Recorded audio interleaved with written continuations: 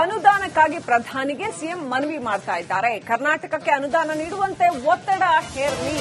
ರಾಜ್ಯದ ಮಣ್ಣಿನ ಮಗ ಎಚ್ಡಿಕೆ ಏನ್ ಮಾಡ್ತಾ ಇದ್ದಾರೆ? ಕೇಂದ್ರ ಸಚಿವರಾಗಿ ಅನುದಾನ ತರದಿದ್ರೆ ರಾಜೀನಾಮೆ ನೀಡಿ. ಎಚ್ಡಿ ಕುಮಾರಸ್ವಾಮಿಗೆ ಸಿಎಂ ಸಿದ್ದರಾಮಯ್ಯ ಕೌಂಟರ್ ಕೊಟ್ಟಿದ್ದಾರೆ. ದೆಹಲಿಯಲ್ಲಿ ಪ್ರಧಾನಿ ಮೋದಿ ಅವರನ್ನ ಭೇಟಿಯಾಗಿದ್ದಾರೆ ಸಿದ್ದರಾಮಯ್ಯ.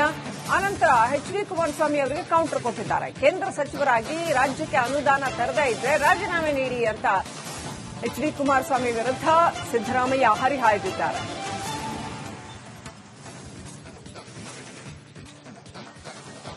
ಇವತ್ತು ಪ್ರಧಾನಿ ಮೋದಿ ಅವರನ್ನ ಸಿಎಂ ಸಿದ್ದರಾಮಯ್ಯ ಭೇಟಿ ಮಾಡಿದ್ರು. ಏನು ಉತ್ತರ? ನೀವು ಪಾರ್ಲಿಮೆಂಟ್ ಮೆಂಬರ್ಗಳು ಬಿಜೆಪಿ ಮೆಂಬರ್ಗಳು ಕೇಳೋದೇ ಇಲ್ಲ, ಏನು ಉತ್ತರ ಕೊಡಲ್ಲ. ಮತ್ತೆ ಯಾಕೆ ಅವ್ರಿಗೆ ರಾಜೀನಾಮೆ ಕೊಟ್ಬಿಡ್ಲಿ? ಕೈಗೆ ಸಿಗಲ್ಲ ಸರ್. ಕರ್ನಾಟಕದ ಹಿತ ಕಾಪಾಡೋಕ್ಕಾಗಲ್ಲ ಅಂತಂದ್ರೆ ಲೆಟ್ ದೆಮ್ ರಿಸೈನ್. ರೈತರ ಮಗ, ಬಣ್ಣನ ಮಗ ಯಾರು? ಕುಮಾರಸ್ವಾಮಿ. ಅವ್ರೇನ್ ಮಾಡ್ತಾರೆ? ಅವ್ರ ಕ್ಯಾಬಿನೆಟ್ ನಲ್ಲಿ ಇದಾರಲ್ಲ, ದೇವೇಗೌಡರು ರಾಜ್ಯಸಭಾ ಮೆಂಬರ್ ಆಗಿದ್ದಾರಲ್ಲ, ಕೊಡಿಸ್ಲಿ. ನೀವು ಪಾರ್ಲಿಮೆಂಟ್ ಮೆಂಬರ್ಗಳು ಬಿಜೆಪಿ ಮೆಂಬರ್ಗಳು ಕೇಳೋದೇ ಇಲ್ಲ, ಏನು ಉತ್ತರ ಕೊಡಲ್ಲ. ಮತ್ತೆ ಯಾಕೆ ಅವ್ರಿಗೆ ರಾಜೀನಾಮೆ ಕೊಟ್ಬಿಡ್ಲಿ? ಕೈಗೆ ಸಿಗಲ್ಲ ಸರ್. ಕರ್ನಾಟಕದ ಹಿತ ಕಾಪಾಡೋಕ್ಕಾಗಲ್ಲ ಅಂತಂದ್ರೆ ಲೆಟ್ ದೆಮ್ ರಿಸೈನ್. ರೈತರು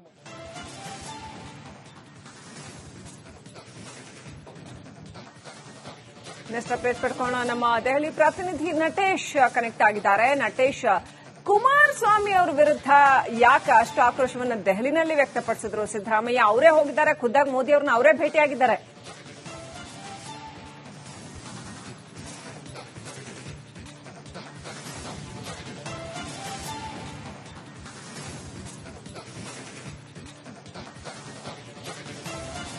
ಶ್ರೀಲಕ್ಷ್ಮಿ, ಖಂಡಿತ ಏನು ಇಂದು ಕುಮಾರಸ್ವಾಮಿ ಅವರ ವಿರುದ್ಧ ಏನು ಸಿದ್ದರಾಮಯ್ಯನವರು ವಾಗ್ದಾಳಿಯನ್ನ ನಡೆಸಿರುವಂತದ್ದು.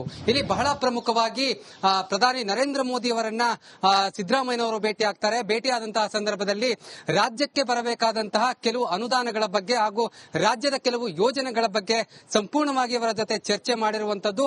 ಅದರಲ್ಲೂ ಬಹಳ ಪ್ರಮುಖವಾಗಿ ಮಹದಾಯಿ ವಿಚಾರ ಇರಬಹುದು, ಹಾಗೇನೆ ಭದ್ರಾ ಮೇಲ್ದಂಡೆ ವಿಚಾರ ಇರಬಹುದು, ಹಾಗೇನೆ ಹಲವು ವಿಚಾರಗಳ ಬಗ್ಗೆ ಚರ್ಚೆ ನಡೆಸಿ ಅವುಗಳಿಗೆ ಅನುದಾನವನ್ನು ಕೊಡ್ಲಿಕ್ಕೆ ಪ್ರಧಾನಿ ನರೇಂದ್ರ ಮೋದಿ ಅವರನ್ನ ಮನವಿ ಮಾಡಿರುವಂತದ್ದು.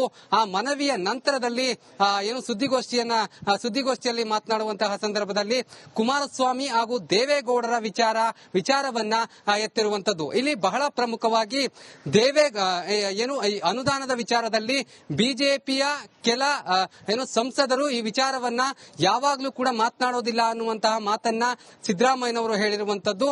ಇದರ ಜೊತೆಗೆ ಮಣ್ಣಿನ ಮಗ ಎನಿಸಿಕೊಂಡಂತವರು ಯಾರಪ್ಪ ಅನ್ನುವಂತಹ ಪ್ರಶ್ನೆಯನ್ನ ಹಾಕಿ ಅವರೇ ಉತ್ತರವನ್ನ ಕೊಡ್ತಾರೆ.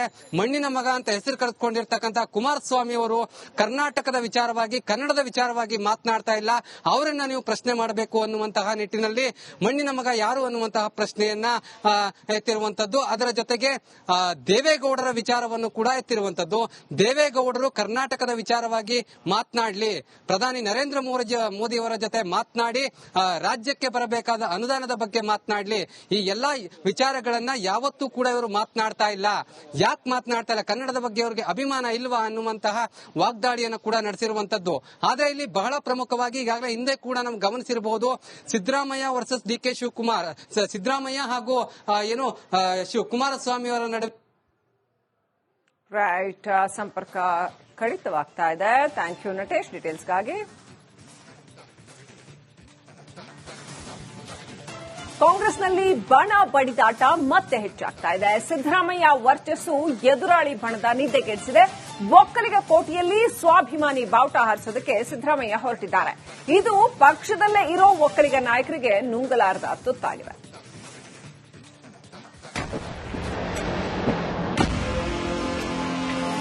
ನಾನು ಕೂಡ ಆಕಾಂಕ್ಷಿತೆ. ಮೀಡಿಯಾದಲ್ಲಿ ಯಾವತ್ತೂ ರಾಜಕೀಯ ನಡೆಯಲ್ಲ. ಸ್ವಾಭಿಮಾನಿ ಸಮಾವೇಶಕ್ಕೆ ಗ್ರೀನ್ ಸಿಗ್ನಲ್. ಒಕ್ಕಲಿಗರ ಕೋಟೆಯಲ್ಲಿ ಸಿದ್ದು ಹಲ್ಚಲ್. ಸಿಎಂ ಕುರ್ಚಿ ಖಾಲಿ ಮಾಡಿಸಬೇಕು ಅನ್ನೋ ಎದುರಾಳಿಗಳಿಗೆ ಸಿದ್ದು ಟಕ್ಕರ್ ಕೊಡೋಕೆ ಅಣಿಯಾಗ್ತಿದ್ದಾರೆ. ಒಕ್ಕಲಿಗ ಕೋಟೆಯಲ್ಲಿ ಸ್ವಾಭಿಮಾನಿ ಬಾವುಟ ಹಾರಿಸುವ ಮೂಲಕ ಶಕ್ತಿಶಾಲಿ ಸಂದೇಶ ನೀಡಲು ಸಿದ್ದು ಟೀಮ್ ಸಜ್ಜಾಗಿದೆ. ಸಿದ್ದರಾಮಯ್ಯ ಹೆಜ್ಜೆಗೆ ಹೈಕಮಾಂಡ್ ಸಹ ಗ್ರೀನ್ ಸಿಗ್ನಲ್ ಕೊಟ್ಟಾಗಿದೆ. ದಾವಣಗೆರೆಯ ಸಿದ್ದರಾಮೋತ್ಸವ ಘಾಟಿಯಲ್ಲೇ ಸ್ವಾಭಿಮಾನಿ ಸಮಾವೇಶ ನಡೆಸಬೇಕು. ಅದರ ರೂಪುರೇಷೆ ಬಗ್ಗೆ ಹೈಕಮಾಂಡ್ಗೆ ಸಿದ್ದರಾಮಯ್ಯ ವಿವರಿಸಿಯಾಗಿದೆ. ಈ ಸಮಾವೇಶದಿಂದ ಜಿಲ್ಲಾ ತಾಲೂಕು ಪಂಚಾಯಿತಿ ಚುನಾವಣೆಗೆ ಅನುಕೂಲ ಆಗುತ್ತೆ. ಪಕ್ಷದ ಎಲ್ಲಾ ನಾಯಕರು ಸಮಾವೇಶದಲ್ಲಿ ಭಾಗಿಯಾಗ್ತಾರೆ. ಇದು ವ್ಯಕ್ತಿ ಸಮಾವೇಶ ಅಲ್ಲ, ಪಕ್ಷದ ಸಮಾವೇಶ, ಹಿಂದುಳಿದ ವರ್ಗಗಳ ಸಮಾವೇಶ ಅಂತ ಸಿದ್ದರಾಮಯ್ಯ ಮನವರಿಕೆ ಮಾಡಿದ್ದಾರೆ. ಸಿದ್ದು ಗುದ್ದು ಗೌಡರಿಗ ಆಪ್ತರಿಗ.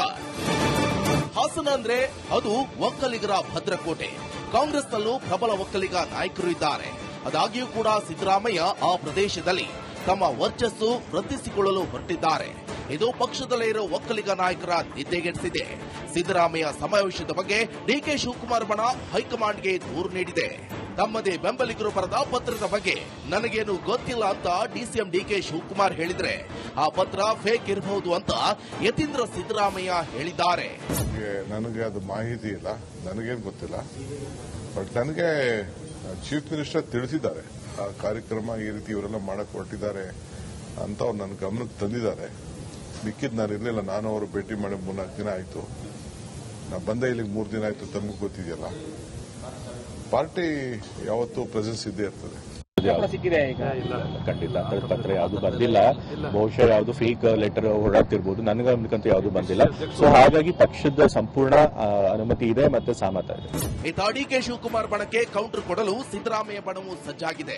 ನನ್ನನ್ನ ಕೆಪಿಸಿಸಿ ಅಧ್ಯಕ್ಷನನ್ನಾಗಿ ಮಾಡಲಿ, ನಾನು ಸಚಿವ ಸ್ಥಾನ ಬಿಡೋಕೆ ಸಿದ್ಧ ಅಂತ ಸಚಿವ ಕೆಎನ್ ರಾಜಣ್ಣ ಹೇಳಿದ್ದಾರೆ. ಆ ಮಾತಿಗೆ ಡಿಕೆ ಶಿವಕುಮಾರ್ ಕೂಡ ಕೌಂಟರ್ ಕೊಟ್ಟಿದ್ದಾರೆ. ನಾನು ಒಬ್ಬ ಹೈಕಮಾಂಡ್ ಅಲ್ಲಿ ನಿರ್ಣಯ ಮಾಡಿದ್ರೆ ನಾನು ಕೂಡ ಆಕಾಂಕ್ಷಿದೆ. ಕಷ್ಟ ಇಲ್ದಿರೋದು ಯಾವುದು? ಏನ್ ಮಂತ್ರಿ ಕೆಲಸ ಸುಲಭನಾ? ಮಂತ್ರಿ ಕೆಲಸನೂ ಕಷ್ಟನೇ. ಕೆಲಸ ಮಾಡುವಂತವರಿಗೆ ಎಲ್ಲಾನು ಕೂಡ ಕಷ್ಟಕರವಾಗಿರ್ತದೆ. ಆದ್ರೆ ಕಷ್ಟ ಏನೇ ಇದ್ರೂ ಕೂಡ we will take it as A challenge. ಅಂದ್ರೆ ಸಚಿವರಾಗಿ ಅಥವಾ ಅಧ್ಯಕ್ಷ ಎರಡೂ ಕೂಡ ನಿಭಾಯಿಸಬೇಕು ಅಥವಾ ಒಂದು ಅಂತ ನಿಮ್ಮ ಮನಸ್ಸಿಗೆ? ನಮಗೆ ನಾನು ಹೇಳ್ತೀನಲ್ಲ, ಮೊದಲೇ ಹೇಳಿದ್ದೀನಿ, ನನಗೆ ಅಧ್ಯಕ್ಷನ ಅವಕಾಶ ಕೊಡೋದಾದ್ರೆ ನಾನು ಸಚಿವ ಸ್ಥಾನ ಬಿಡ್ಲಿಕ್ಕೆ ಸಿದ್ಧ ಇದ್ದೇನೆ. ಮೀಡಿಯಾಲಿ ಯಾವತ್ತೂ ರಾಜಕೀಯ ನಡೆಯಲ್ಲ. ಮೀಡಿಯಾಲಿ ಯಾರು ರಾಜಕಾರಣ ಚರ್ಚೆ ಮಾಡಕ್ಕೆ ಯಾರಿಗೂ ಸೂಕ್ತ ಅಲ್ಲ, ಯಾವ ಪಾರ್ಟಿಗೂ ಸೂಕ್ತ ಅಲ್ಲ. ಒಟ್ಟಲ್ಲಿ ಕಾಂಗ್ರೆಸ್ ಸಾರಥಿ ಆಯ್ಕೆಗೆ ಸೆಣಸಾಟ ಜೋರಾಗಿದೆ. ಈ ಪೈಕಿ ಹೈಕಮಾಂಡ್ ಯಾರಿಗೆ ಮಣೆ ಹಾಕುತ್ತೋ ಕಾದು ನೋಡಬೇಕಿದೆ. Bureau report, Republic Kannada, Bengaluru. So ಯಾರು ಗುರಿ? ಇದರ ಇಡೀ ಸಮಾವೇಶದ ಗುರಿ ಯಾರು? ಒಕ್ಕಲಿಗರ ಭದ್ರಕೋಟೆಯಲ್ಲಿ ಸಿಎಂ ಬಲವರ್ಧನೆಗೆ ಸ್ಕೆಚ್ ಹಾಕಲಾಗಿದೆ. ಯಾಕೆ ಒಕ್ಕಲಿಗರ ಭದ್ರಕೋಟೆಯಲ್ಲಿ ಬೇಕಾದಷ್ಟು ಅದಕ್ಕೆ ಪೊಲಿಟಿಕಲ್ ಅಂಡರ್ಟೋನ್ಸ್ ಇರುತ್ತೆ. ಯಾಕೆ ಹಾಸನದಲ್ಲಿ ಮಾಡ್ತಾ ಇದ್ದಾರೆ ಅಂತ, ಅದು ಎಚ್ ಡಿ ದೇವೇಗೌಡ ಕುಟುಂಬದಿಂದ ಹಿಡಿದು ಎಲ್ಲ ಕಾಂಗ್ರೆಸ್ನಲ್ಲಿ ಇರ್ತಕ್ಕಂಥ ಕೆಲ ಒಕ್ಕಲಿಗರ ನಾಯಕರಿಗೂ ಏನಾದರೂ ಸಂದೇಶ ಕೊಡೋಕೆ ಹೊರಟಿದ್ದಾರಾ ಸಿದ್ದರಾಮಯ್ಯ ಅನ್ನೋದು ಪ್ರಶ್ನೆ ಹೇಳುತ್ತೆ. ಸ್ವಾಭಿಮಾನಿ ಸಮಾವೇಶದ ಹಿಂದೆ ಸಿದ್ದು ಪ್ರಾಬಲ್ಯ ವೃದ್ಧಿ ಅಂದರೆ ಸಿದ್ದರಾಮಯ್ಯ ಅವರಿಂದಾನೇ ಕಾಂಗ್ರೆಸ್ ಪ್ರಬಲವಾಗಿದೆ ಕರ್ನಾಟಕದಲ್ಲಿ ಅನ್ನೋ ಅರ್ಥ ಬರೋ ರೀತಿಯ ಒಂದು ಸಮಾವೇಶವ ಇದು. ಅದನ್ನ ಇನ್ನಷ್ಟು ಸ್ಪಷ್ಟವಾಗಿ ತೋರಿಸೋದಕ್ಕೆ ಇಂಥದ್ದೊಂದು ಸಮಾವೇಶವ. ಸಿಎಂ ಸಿದ್ದರಾಮಯ್ಯ ಅವರ ಕೈ ಬಲಪಡಿಸೋದಕ್ಕೆ ಅಹಿಂದ ಸಮಾವೇಶವನ್ನ ಮಾಡಲಾಗ್ತಾ ಇದೆ. ಸ್ವಾಭಿಮಾನಿ ಸಮಾವೇಶ ಮಾಡಿದಾಗ ಈ ಹಿಂದೆ ಸಿದ್ದರಾಮಯ್ಯನವ್ರಿಗೆ ಸಾಕಷ್ಟು ಲಾಭ ಆಗಿತ್ತು. ದಾವಣಗೆರೆಯಲ್ಲಿ ನಡೆದಿದ್ದಂತಹ ಸಿದ್ದರಾಮೋತ್ಸವ ಸಿದ್ದರಾಮಯ್ಯ ವೋಟ್ ಬ್ಯಾಂಕ್ ಅನ್ನ, ಅಂದ್ರೆ ಕಾಂಗ್ರೆಸ್ ವೋಟ್ ಬ್ಯಾಂಕ್ ಒಂದಾದರೆ Siddaramaiah vote bank, Ahinda vote bank ಏನಿದೆಯಲ್ಲ ಅದರ ಬಲ ಪ್ರದರ್ಶನವನ್ನ ಮಾಡುವಂತದ್ದೇ ಮುಖ್ಯ ಗುರಿನ. ಹಾಗಾದ್ರೆ ಅಂದ್ರೆ ಸಿದ್ದರಾಮಯ್ಯನವರಿಂದಾಗಿಯೇ ಕಾಂಗ್ರೆಸ್ಗೆ ಈ ವೋಟ್ ಬ್ಯಾಂಕ್ ಗಟ್ಟಿಯಾಗಿ ಕಾಂಗ್ರೆಸ್ ಜೊತೆಗಿದೆ ಅನ್ನೋದನ್ನ ತೋರಿಸೋ ಗುರಿ ಏನಾದ್ರೂ ಇದೆಯಾ? ಇನ್ನು ಜೆಡಿಎಸ್ನ ಪ್ರಾಬಲ್ಯ ಹೊಂದಿರತಕ್ಕಂಥ ಪ್ರದೇಶ ನೋಡಿ ಇದು, ಎಸ್ಪೆಷಲಿ ಹಾಸನ. ಜೆಡಿಎಸ್ ಪ್ರಾಬಲ್ಯ ಹೊಂದಿರೋ ಹಾಸನದಲ್ಲಿ ಸಿದ್ದು ಸಮಾವೇಶ ಮಾಡ್ತಾ ಇದ್ದಾರೆ. ಸಿದ್ದರಾಮಯ್ಯ ಗುದ್ದು ದೊಡ್ಡಗೌಡರಿಗೋ ಅಥವಾ ತಮ್ಮದೇ ಆಪ್ತರಿಗೋ ಅನ್ನೋದು ಪ್ರಶ್ನೆ. ಎನಿವೆ, ಕಾಂಗ್ರೆಸ್ನಲ್ಲಿ ಈಗಾಗಲೇ ಪ್ರಬಲ ಒಕ್ಕಲಿಗ ನಾಯಕರು ಇದ್ದಾರೆ. ಡಿಕೆ ಶಿವಕುಮಾರ್ ಇದ್ದಾರೆ, ಇನ್ನೂ ಅನೇಕರಿದ್ದಾರೆ. ಹಾಗಾಗಿ ಸ್ವಪಕ್ಷದಲ್ಲೇ ಇರುವ ಒಕ್ಕಲಿಗ ನಾಯಕರನ್ನು ಕೂಡ ಸಿಎಂ ಹಿಂದಿಕ್ಕಿ ಒಕ್ಕಲಿಗ ಬೆಲ್ಟ್ ಅಲ್ಲೂ ಕೂಡ ತಾನು ದೊಡ್ಡ ಶಕ್ತಿ ಅನ್ನೋದನ್ನ ಎಸ್ಟಾಬ್ಲಿಷ್ ಮಾಡ್ತಾರಾ? ಅಂದ್ರೆ ಏಕಮೇವ ಸಿದ್ದರಾಮಯ್ಯನವರಿಗೆ ಕಾಂಪಿಟಿಟರ್ಸ್ ಯಾರೂ ಇಲ್ಲ, ಯಾರು ಸಿಎಂ ಚೇರ್ ಹತ್ರ ಬರಬೇಡಿ, ಅವರೇ ಅದಕ್ಕೆ ಅತ್ಯಂತ ಸೂಕ್ತ ವ್ಯಕ್ತಿ ಅನ್ನುವ ಒಂದು ಅಭಿಪ್ರಾಯ ರೂಪಿಸೋದು ಈ ಒಂದು ಸಮಾವೇಶದ ಉದ್ದೇಶನ ಅನ್ನೋ ಪ್ರಶ್ನೆ ಹೇಳುತ್ತೆ. ಸಿದ್ದರಾಮಯ್ಯ ಶಕ್ತಿ ಬಲವರ್ಧನೆಗೆ ಡಿಕೆಶಿ ಬಣಕ್ಕೆ ಕಿಂಚಿತ್ತೂ ಇದು ಇಷ್ಟವಿಲ್ಲ ಅಂತ ಹೇಳಲಾಗ್ತಾ ಇದೆ. ಯಾಕಂತಂದ್ರೆ HDD ಜೊತೆಗೆ DKಶಿನೂ ಸಿದ್ದರಾಮಯ್ಯ ಟಾರ್ಗೆಟ್ ಆಗ್ಬಿಡ್ತಾರೆ ಅಂತ. ಒಕ್ಕಲಿಗ ಬೆಲ್ಟ್ ಅಂದ್ರೆ ಅಲ್ಲಿ ಆಲ್ರೆಡಿ ಪೈಪೋಟಿ ನಡೀತಾ ಇದ್ದದ್ದೇನೆ ಒಕ್ಕಲಿಗರ ನಾಯಕ ಯಾರು ಅಂತ ಚನ್ನಪಟ್ಟಣ ಚುನಾವಣೆ ಅದಕ್ಕೆ ಬಹಳ ಸ್ಪಷ್ಟವಾದ ನಿದರ್ಶನ ಆಯಿತು, ಅದನ್ನ ಪ್ರೂವ್ ಮಾಡೋದಕ್ಕೆ. ಸೊ ಈಗ DK ಶಿವಕುಮಾರ್ ಅಂದ್ರೆ ಹಾಸನದಲ್ಲಿ HDD ಕುಟುಂಬದ ಹೆಸರು ಹೇಳಿ ಟಾರ್ಗೆಟ್ ಆಕ್ಚುಲಿ DK ಶಿವಕುಮಾರ ಅನ್ನೋದು ಪ್ರಶ್ನೆ ಈ ಸಮಾವೇಶದ.